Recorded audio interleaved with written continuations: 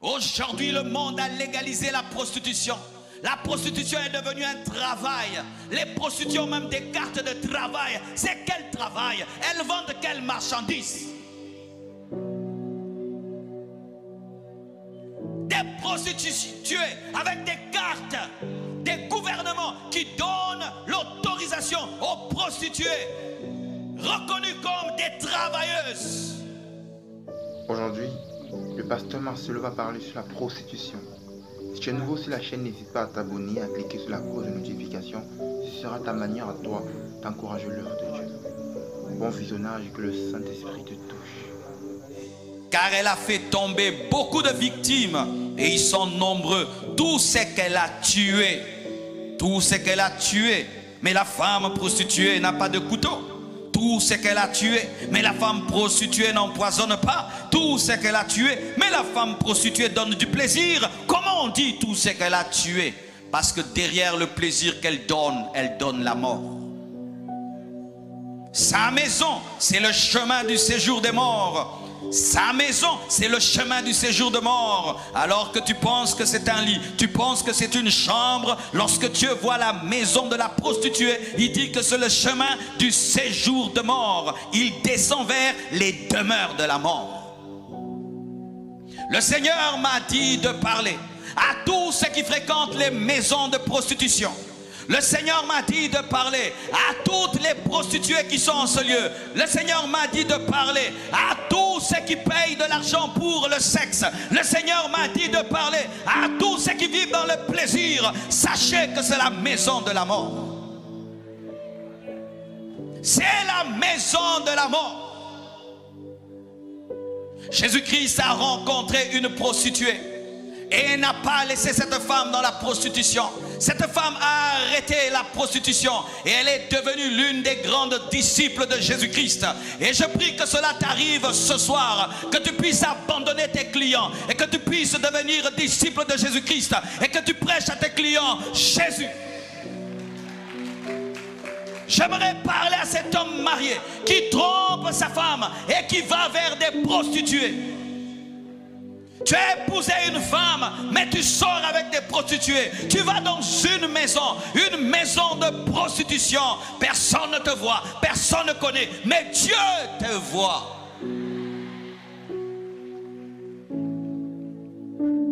La maison de la prostituée mène au séjour de mort. C'est la porte qui mène au séjour de mort. C'est le couloir de l'enfer.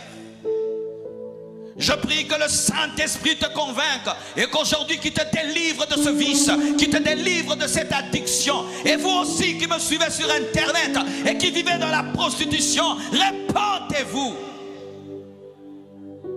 Aujourd'hui, le monde a légalisé la prostitution. La prostitution est devenue un travail. Les prostituées ont même des cartes de travail. C'est quel travail? Elles vendent quelles marchandises? Des prostituées avec des cartes, des gouvernements qui donnent l'autorisation aux prostituées reconnues comme des travailleuses. Quelle aberration et quelle malédiction. Mais certaines ne sont pas des prostituées qui se tiennent sur les rues et qui ont des maisons de prostitution. Ce sont des prostituées amatrices. Elle ne le fait pas tout le temps, mais elle le fait des fois pour manger, des fois pour avoir un travail, des fois pour avoir un vêtement. Tu donnes ton corps pour qu'on te donne de l'argent. Tu livres ton corps pour qu'on t'achète des vêtements. Tu livres ton corps pour avoir un travail. Tu livres ton corps pour avoir un visa. Tu livres ton corps pour avoir une promotion. Tu es une prostituée.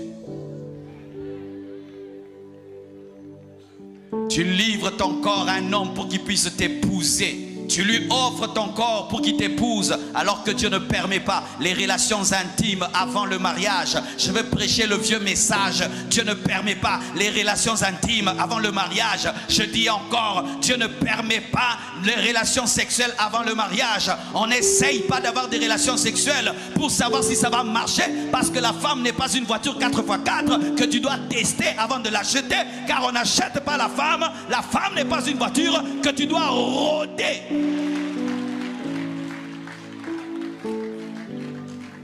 Mais comment je saurai si ça marchera? Si tu as Dieu, Dieu veillera à ce que ça marche. Donnez-moi l'amen. Que Dieu délivre tous les impudiques qui sont en ce lieu. Quiconque ici a des relations intimes avant le mariage est un impudique. Quiconque ici a des relations intimes avant le mariage est impudique. Et la Bible dit que les impudiques n'hériteront point le royaume des cieux. Les impudiques finiront en enfer. Mais Jésus est capable de te libérer de l'impudicité. Il est capable de te libérer de cette vie de prostitution. Si tu te répands, si tu ouvres ton cœur, il est capable de te déraciner de ce vice. Et tu deviens un homme chaste, tu deviens une femme pure. Tout cet argent que tu dépenses dans l'impudicité, tes enfants sont en train de mourir de faim, mais tu es en train de donner cet argent à une autre femme que tu n'as pas épousée. Là-bas tu as acheté des chaises, là-bas tu as acheté des meubles, là-bas tu as acheté une télévision et ta propre femme est en train de souffrir. Quelle malédiction!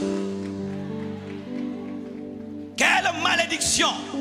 Et toi ma soeur qui sort avec cet homme marié, qui est en train de détruire le foyer d'un autre, d'une autre fille, d'une autre femme, Dieu te punira et Dieu te jugera. Répands-toi aujourd'hui et libère le mari d'autrui. Libère cet homme, ce n'est pas ton mari. Ta maison est maudite. Lorsque la Bible parle de ta maison, il appelle ta maison séjour de mort. Et vous priez dans les églises. Certaines même, vous êtes des protocolaires, des choristes dans les églises, mais qui sortent avec les maris d'autrui. Oui, je sais ce que je dis. Servant Dieu à l'église et sortant avec des maris d'autrui.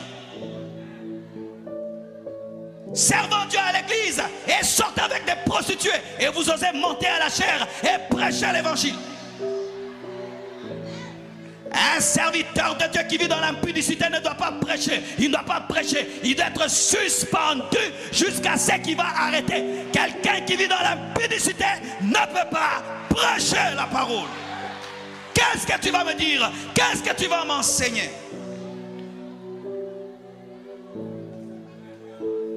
N'allez plus dans le lieu de la prostitution. Ne changez plus vos maisons en lieu de prostitution. Ne changez plus vos chambres en lieu de prostitution, car Dieu appelle cela le couloir du séjour des morts. Beaucoup d'impudiques veulent arrêter l'impudicité en prenant des décisions. Quand j'étais païen, j'ai fait cela. Je disais j'arrête, et pendant un mois, j'arrivais à arrêter. J'oubliais les filles et j'étais à la maison. Mais un mois après, je reprenais à zéro. Pourquoi? C'était ma nature. Un impudique ne peut changer par une décision. Une décision n'est pas suffisante pour te changer. Il faudrait un miracle. Le miracle de la nouvelle naissance, que tu ne peux recevoir que si tu reçois Jésus-Christ de Nazareth. Tout d'un coup, tu te rendras compte que tu as la haine et l'horreur de l'impudicité. Hier, tu ne savais pas dire non. Et aujourd'hui, tu as la force de dire non. Et tu es capable jusqu'à l'âge de 30 ans de ne pas toucher une femme, de ne pas toucher un homme, jusqu'à ce que le pasteur puisse vous bénir. Je déclare que cela va t'arriver. Cela va t'arriver si ce soir tu crois et tu reçois la sémence de la parole. Ce miracle t'arrivera. Après avoir écouté un pareil message, tu aimerais arrêter la prostitution. Tu aimerais arrêter la fornication, tu aimerais arrêter la masturbation, la pornographie, toute forme d'impudicité. Tu aimerais te séparer. Mais j'aimerais te dire, ta nature à toi-même, la nature que nous portons, c'est impossible de vivre cette vie-là. C'est impossible de vivre cette vie dont la Bible parle, à travers la nature que nous portons. Mais il y a une chose, le Saint-Esprit, l'Esprit de Dieu, s'il descend dans ta vie, il changera ta nature. Tu n'auras plus la nature charnelle, mais tu auras la nature divine, la nature de Jésus-Christ. Et là, ainsi, comme Jésus-Christ était capable de vaincre le péché, toi aussi, tu seras capable de vaincre le péché. Le péché va, commencer à haïr le péché, commencer à haïr l'impulsité, commencer à voir toutes ces choses comme de la boue. Cet esprit-là descend en toi. Moi, je l'appelle ma sanctification. Moi, je l'appelle ma vie. Moi, je l'appelle ma joie. Il est capable de donner la haine pour ses péchés. Il est capable, en fait, que toutes choses que tu trouvais comme ta joie, ton bonheur, ton espoir, il est capable de faire en sorte que tu vois toutes ces choses comme de la boue. Si le Saint-Esprit entre dans ta vie, il changera ta vie. Tu donnes ta vie à Jésus, tu transformeras. La vie dont le pasteur a parlé, tu vivras cela. Mes frères et sœurs en Christ, je suis un témoignage vivant de la puissance, de la sanctification de Jésus-Christ. Je me rappelle quand j'étais dans le monde, j'étais un accro à la pornographie. Un accro à toutes ces choses. Je n'arrivais pas à me détacher. Quand je regardais une fille, mes yeux partaient simplement, je voyais cette fille nue, je voyais tellement, je n'arrivais pas à prier. Quand je priais, je commençais uniquement à me concentrer sur ces images-là, sur ces choses-là, ça m'empêchait de prier. Je n'étais incapable de fermer mes yeux quand je priais, incapable de pouvoir maintenir ce jeu de prière. Mais aujourd'hui, j'ai prié à Dieu de me délivrer. Et le Tout-Puissant Jésus-Christ m'a changé ma vie. Je peux prier maintenant sans être dépendant de ces choses. Je peux me placer là, me concentrer dans la prière des heures et adorant en priant ce Dieu-là. Jésus-Christ est capable de délivrer de tous ses péchés, toutes ces fornications, toutes ces choses-là. Si tu crois en lui, donne tout simplement ta vie à Dieu. Dis que Seigneur, je suis incapable de vivre ces choses. Aide-moi, Père. Et tu verras la gloire, la puissance, la manifestation de Jésus-Christ entrer dans ta vie et se transformera. Que la gloire et la puissance de Jésus-Christ entrent dans ta vie et que tu rencontres cette joie ineffable qui est Jésus-Christ. Amen, Jésus, je t'aime.